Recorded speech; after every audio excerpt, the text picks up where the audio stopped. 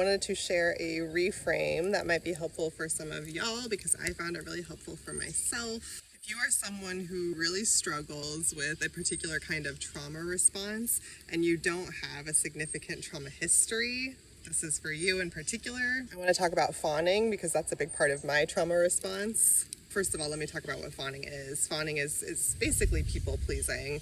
Fawning is being adaptive and becoming whatever other people sort of want or expect us, or what we anticipate, or what we think that they might want from us. Fawning is becoming that as a survival strategy, as a way of keeping ourselves safe. And it comes from childhood experiences into adulthood experiences of kind of a chronic self-sacrifice, kind of a chronic prioritization of other people's feelings and other people's experiences over our own. And this can happen really subconsciously, and especially if it's a pattern that developed for us in childhood as an adaptive response to our social environment. It can be something we're not even aware that we're doing. It was something I didn't really realize I was doing until my late 20s, 30s. I'm kind of still figuring that out now in my mid to late 30s. And when I hear people talk about fawning, when I hear people talk about trauma responses in general, I hear a lot about, people are trying to manage the situation. People are trying to control the environment around them to keep them safe so that we don't have to relive these horrific childhood experiences that we had. And that for me has led to some I'm going to call it self-judgment, because I have a lot of minor social trauma, but I don't have a trauma history I can point to and say like, oh, here's where that survival strategy came from. So I've noticed this come up when I've talked about my people pleasing and when I've talked about fawning as a response system for me, because I don't have a specific trauma incident to point to.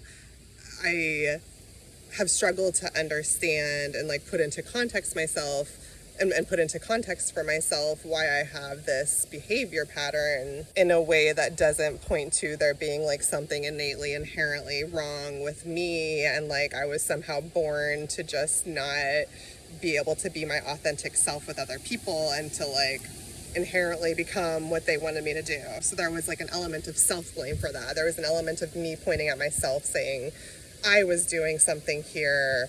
I was the reason why this fawning response appeared. I'm the reason why my people pleasing is still such an issue in my life. There's a self-blame in that, and a guilt and a shame spiral attached to that on the other side. So the perspective shift that I have realized and that I want to share is that being highly sensitive in a very harsh reality is trauma.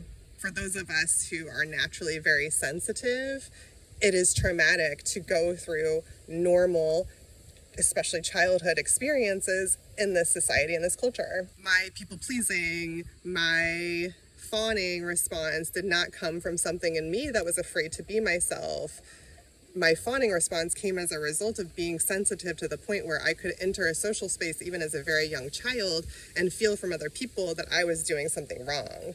Even if it wasn't explicitly stated to me, I could feel that being a sensitive person. So before I even had language to understand what was even happening, I was having these experiences as a child. I was learning that when I showed up and was my authentic self in spaces, it was too vulnerable. I was hurt. People turned on me. People teased me. The way social dynamics work for most people don't work for me, don't work for highly sensitive people. So the normal average experiences everybody else went through jacked me up because I was sensitive to a point where I was already going to naturally be hyper attuned to my environment, already naturally going to be hyper attuned to other people's responses to me.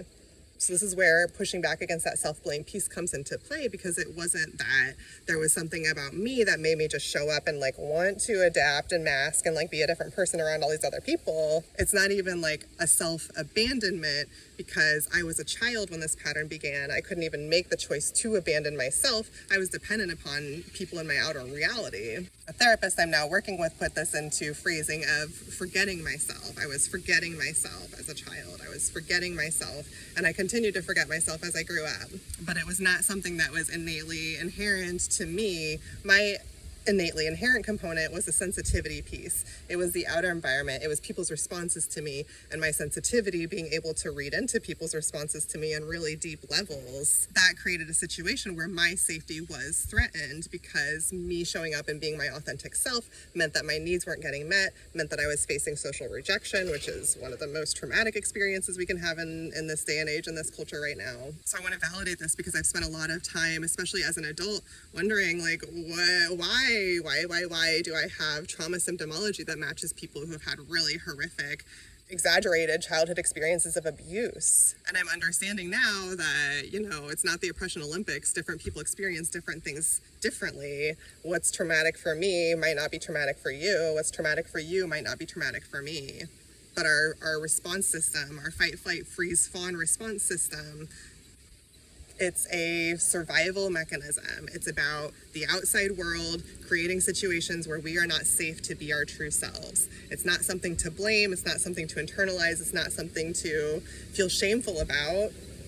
There's a personal responsibility because now, I and you and whoever's relating to this, we have to step up and figure out, like, what do we do to stop people pleasing? But we can hold compassion for ourselves in that. We can recognize that that was that was a childhood survival strategy that we had to learn. We didn't choose to learn it. We didn't choose to mask. We had to learn as a result of surviving, as a result of being able to adapt to our external surrounding environment that was not built for us to be sensitive people. So if you're sensitive, hopefully this helped you. This reframe has been helping me and just like contextualize some pieces and move away from feeling any kind of shame and just understanding myself deeper, understanding why I am the way I am. When we understand why we are the way we are, that gives us power and tools and a sense of empowerment and capacity to be able to shift and change and grow and choose differently. All right, that's it for now. Back to this very windy Kansas day.